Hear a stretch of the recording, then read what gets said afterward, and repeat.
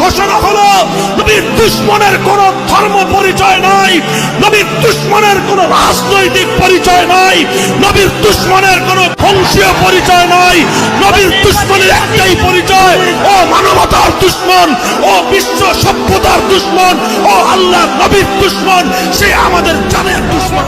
সন্তান যারা আছো, তোমরা শপথ নিয়ে বাড়িতে ফিরবে, তোমাদের জীবনের শেষ মুহূর্ত পর্যন্ত শামসুল হক ফরিদপুরের মতো যখনই দেখবে আল্লাহর কোরআনের বিরুদ্ধে কেউ বিষোদ্গার করছে, আল্লাহর আইনকে কেউ অসম্মান অপমান করবার চেষ্টা করছে, জান কোরবান দিয়ে সেই ষড়যন্ত্র রুখে দেওয়ার চেষ্টা সিদ্ধ করে দিন।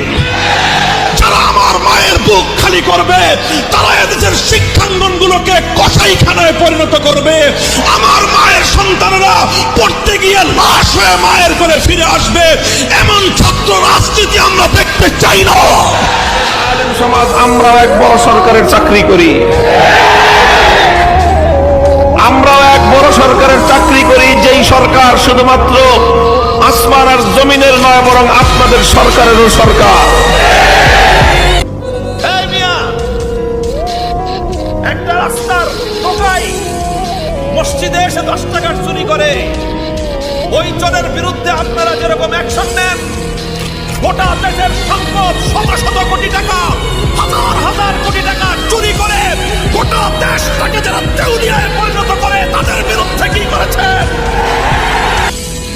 তুমি যদি বাতিলের পক্ষে চলে লড়াই করতে প্রস্তুত হও, আমি হকের পথে থেকে লড়তে আমার কিসের ভয়?